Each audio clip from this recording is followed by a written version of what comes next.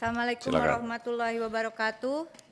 Salam sejahtera untuk kita semua, Om Swastiastu, Namo Buddhaya, salam kebajikan rahayu. Yang saya hormati pimpinan, terima kasih untuk waktunya, dan anggota Komisi 6 DPR RI. Yang kami hormati seluruh jajaran PT Pertamina beserta seluruh jajaran subholdingnya. Pertama adalah saya ingin spill sedikit. Kalau kita lihat di halaman 3, ini ada Pertamina Executive Board, yaitu susunan organisasi. Bapak izin interaktif langsung pimpinan. Nah, sepanjang sepengetahuan saya, setidaknya di Pertamina Patraniaga itu ada komite, betul ya Pak ya? Ada komite-komite di dalam strukturnya. Betul Pak? Ya, di dalam Dewan Komisaris itu ada komite-komite Pak ya. Nah, oleh karena itu kami minta dilengkapi karena ada komite-komite. Saya pengen tahu komite itu apakah berasal dari, meskipun ini Dewan Komisaris, saya kira Anda juga pasti harusnya mengerti. Apakah itu berasal dari dalam internal yang dipilih di setiap perusahaan yang berada di bawah PT Pertamina, atau itu orang lain baru lagi begitu? Orang lain. Nah, oleh karena itu profesional. Tapi dengan adanya kejadian-kejadian, karena komite-komite ini sepanjang sepengetahuan saya adalah bertugas juga memberikan masukan kepada komisaris, lalu komisaris memberikan masukan kepada direksi begitu. Dan mohon ini juga mungkin tidak pada Anda, tetapi ini menjadi pengetahuan kita semua.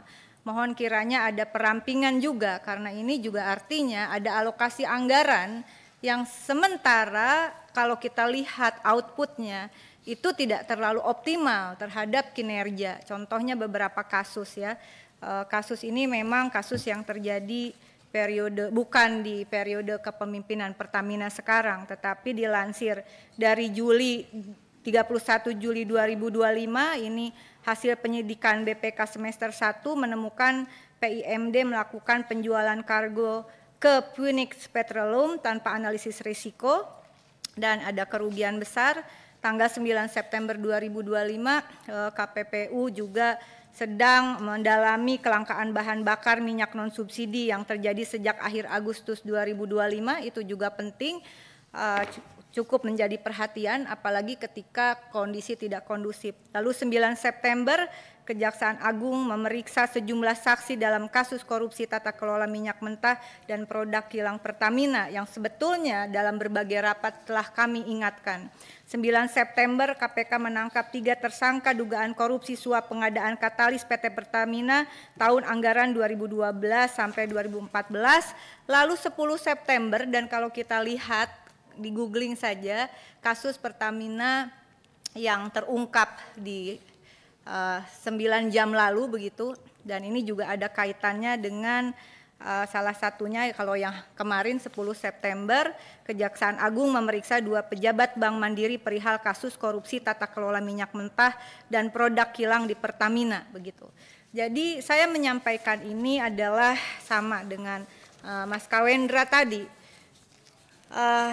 Perlu ada langkah-langkah yang lebih progresif begitu. Jangan dipikir kemudian publik tidak tahu begitu ya. Tapi saya kira beberapa kasus yang terbongkar ya pasti suatu saat akan terbuka begitu. Dan kami mohon ada perbaikan kinerja dari pihak Pertamina secara keseluruhan, dan mohon nanti ada bantuannya untuk ini kan hanya subholding begitu, dan ada organisasi struktur kelola semua perusahaan yang berada di bawah Pertamina itu apa saja. Kemarin cukup saya bersimpatik dan mendukung langkah Presiden untuk tidak memberikan tantiem kepada komisaris yang nilainya juga cukup fantastis begitu di seluruh BUMN. Dan kiranya saya juga minta data berapa sebetulnya gaji direksi di Pertamina ini dari semua level begitu, sehingga kita tahu apakah itu kemudian merit sistemnya jalan apakah gaji dan tunjangannya itu kemudian sesuai dengan performance, kinerja, dan dividen yang diberikan kepada negara. Dan kita akan, itu menjadi catatan juga untuk mohon nanti pimpinan supaya jawaban tertulis lengkap dengan berapa gaji yang diterima oleh seluruh direksi yang berada di bawah Pertamina ini. Kemudian halaman 8, ini slide halaman 8, kontribusi Pertamina bagi Indonesia melalui penerimaan negara dan lainnya dari tahun 2022 begitu. Dan kalau kita lihat kontribusinya itu adalah paling besar dari sisi pajak penghasilan pertambahan nilai, yang biru tua gambarnya, dan kemudian yang hijau adalah dividen, PNBP yang biru muda. Nah, saya ingin menyatakan kalau penghasilannya dari bayar pajak, orang jualan pecel lele di pinggir jalan aja itu bayar pajak begitu. Dan kalau misalnya PNBP, puskesmas saja itu kena PNBP. Untuk perusahaan negara sekelas Pertamina, maka izinkan saya justru lebih fokus pada dividen. Dividen yang diberikan dengan keuntungan 382,4 triliun pada tahun 2022, sesungguhnya dividennya hanya 2,9 triliun ke negara. Kemudian 2023 360,8 triliun, dividen 14,0 triliun, kemudian 400,018 triliun di 2024 naik begitu, tetapi dividennya turun ini pimpinan. Di halaman 8, hanya 9,4 triliun, turun dari 2023. Ada apa ini? Lalu kemudian dengan kepemimpinan baru dari Pak Simon, menurut saya dalam kurun waktu yang singkat ini, dari sampai Juli itu ada kontribusi Pertamina yang tergabung dari pajak PNBP senilai 225,6 triliun, itu bisa berkontribusi 42,1 triliun. Luar biasa menurut saya. Ini pencapaian, dan kita tidak bisa melihat gelondongan semuanya kontribusi. Tapi begitu kita detailkan ke dividen, maka jajaran mungkin direksi yang ada sekarang ini telah membuktikan kinerja yang cukup baik dengan dividen mencapai 42,1 triliun. Saya mengapresiasi untuk langkah ini. Dan kemudian lalu saya kira ini menjadi catatan kenapa 2024 naik pendapatan Pertamina tapi dividennya turun jadi 9,4. Sekali lagi ini merupakan hal penting. Dan kemudian di halaman 17 begitu. Dan ini sambungan dari penyaluran produk PSO, penugasan langsung negara meliputi solar, minyak tanah, pertalite, LPG, tabung gas 3 kg. Dan akan bersambung dengan halaman 17 terkait subsidi tepat sasaran ya, dengan menggunakan aplikasi, namanya aplikasi subsidi My Pertamina. Tapi pada kenyataannya tadi sudah diungkap oleh beberapa teman begitu. Memang harus diakui tidak tepat sasaran. Saya ingin menyampaikan suatu hal yang mengingatkan setidaknya bagi diri saya sendiri. Yang namanya subsidi itu adalah amanat konstitusi bahwa negara memelihara fakir miskin dan anak terlantar begitu. Nanti ada undang-undang fakir miskin dan seterusnya. Negara memberikan subsidi ini adalah untuk mereka yang berkategori miskin dan tidak mampu. Dan itu sudah ada parameternya. Ketika My Pertamina tadi dikatakan, asal orang ngasih bukti KTP, asal orang kasih NIK begitu, menurut saya ini yang mengakibatkan anggaran subsidi itu menjadi bengkak. 2022 dengan dividen yang diberikan 2,9 triliun, negara menyumbangkan uang ke Pertamina untuk subsidi itu 115,6 triliun begitu. Kemudian 2023 dengan dividen 14 triliun, negara memberikan subsidi BBM dan LNG itu 95,6 triliun. 2024 dengan dividen yang diberikan ke negara 9,4 triliun, negara memberikan anggaran melalui penyaluran untuk BBM dan LPG-nya 113,3 triliun dan 2025 113,7 triliun untuk subsidi BBM senilai 26,7 triliun dan LPG 87 triliun. Dan ini adalah sumbernya uang pajak rakyat itu ya. Mayoritas penghasilan negara kita adalah dari pajak.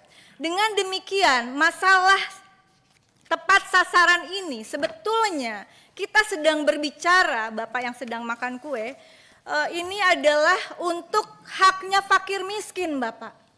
Jangan sampai tidak tepat sasaran.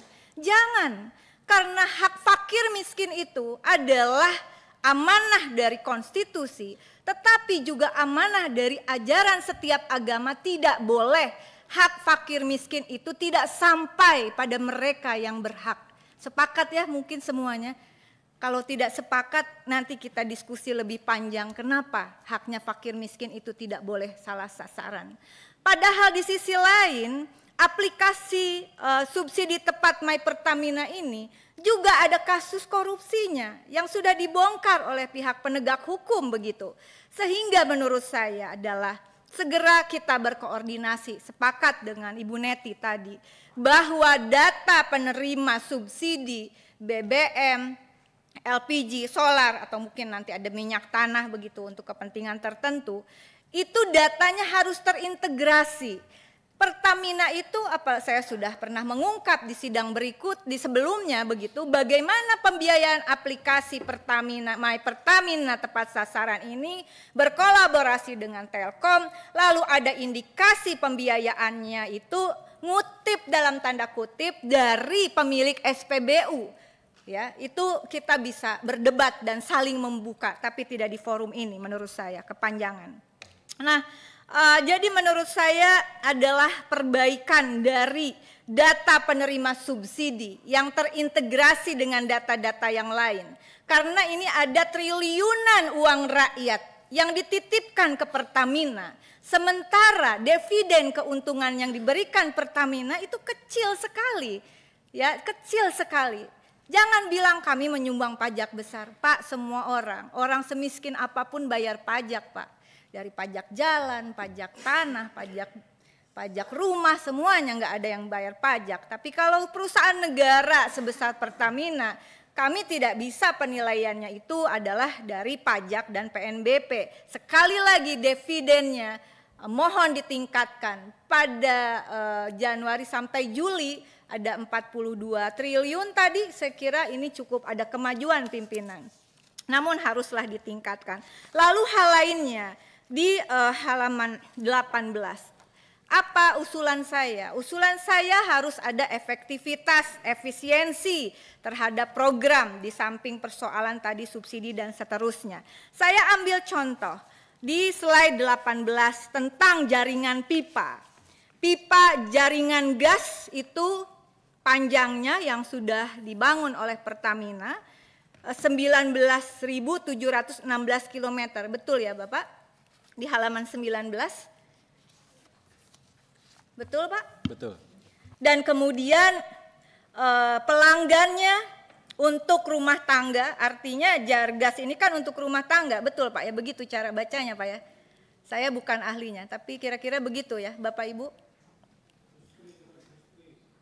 Bukan, yang industri ini, yang kan ini ada industri komersial pipa gas sekian kilometer. Tapi yang untuk Jargas ini 19.716 km untuk 814.007 rumah tangga. Betul begitu Pak ya? Benar. Benar Bapak? Betul. Mohon izin pimpinan, benar ya? Benar. Berarti matematika saya nggak jago, tapi saya kalikan saja 19.716 km kali 1.000 meter. Berarti kemudian kita bagi 814.007 rumah tangga. Berarti per 1 kilometer hanya ada 24,22 rumah tangga. Ini tidak efektif, tidak efisien. Tadi Pak Kanang mengatakan atau siapa ya, mengatakan ini penting Jargas ditingkatkan untuk efisiensi. Nah, mohon dari panjang pipa yang 19,716 km, rasanya kenapa hanya ada per kilonya 24 rumah. Nah ini kembangkanlah Jargas. Jargas ini sangat potensial. Lalu kemudian pandangan saya yang juga penting saya ungkapkan di sini adalah misalnya ini panjang lah, cold storage tidak di bawah patra niaga lagi, lalu ada shipping harus sewa patra kepada shipping sekarang dan seterusnya. Tapi yang saya kira penting adalah di halaman 16 tentang industri hilir.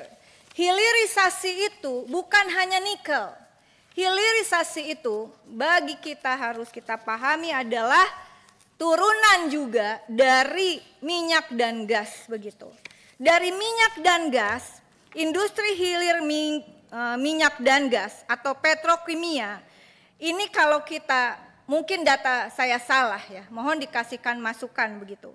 Itu lapisan-lapisannya industri hilirnya adalah untuk feedstock atau bahan baku sekitar 6 jenis industri. Kemudian ada basic chemical menghasilkan 7 turunan, kemudian chemical intermediates atau derivatif ada sekitar 6, final production ada 11, dan produk di end user ada sekitar 10. Minyak mentah dan gas alam itu untuk lebih mungkin karena saya live supaya juga publik cukup paham. Dengan adanya hilirisasi maka ada produk nilai tambah. Turunannya adalah contohnya hafta, olefin, aromatematik. Turunan dari bahan kimia dasar ini adalah plastik, aspal, tar, bahan kimia industri termasuk bahan baku farmasi. Sekalian saja ada titipan pesan dari industri BUMN farmasi melalui pimpinan saya mengingatkan lagi bagaimana farmasi BUMN meminta bantuan agar bisa bersinergi dengan Pertamina untuk bahan baku industri farmasi kita. Mohon menjadi catatan. Kalau ini bisa ditingkatkan saya kira ada nilai tambah. Pertanyaannya dan mungkin kasih data dari lapis-lapis turunan atau petrokimia dari migas itu mana yang sudah digarap oleh Pertamina begitu. Dan kalau kerjasama dengan siapa? Dikatakanlah ini limbah begitu, tapi sebetulnya bukan benar-benar limbah sampah yang dibuang, tapi sebenarnya ketika dikelola itu menghasilkan turunan-turunan yang bisa meningkatkan pendapatan Pertamina bukan dari bayar pajak dan PNBP, tetapi dividen dari peningkatan nilai produksi nilai tambah ini saya kira menjadi penting. Itu beberapa catatan dan masukan dari saya. Sekali lagi saya mengapresiasi ada peningkatan dividen yang cukup tajam meskipun baru beberapa bulan direksi ini bertugas, namun sama dengan yang lain mari kita lebih waspada, lebih hati-hati dan semoga kita semua termasuk kita yang ada di Komisi 6 selamat sampai akhir masa jabatan. Terima kasih. Wallahul muwaffiq ila aqwamit thoriq. Wassalamualaikum warahmatullahi wabarakatuh.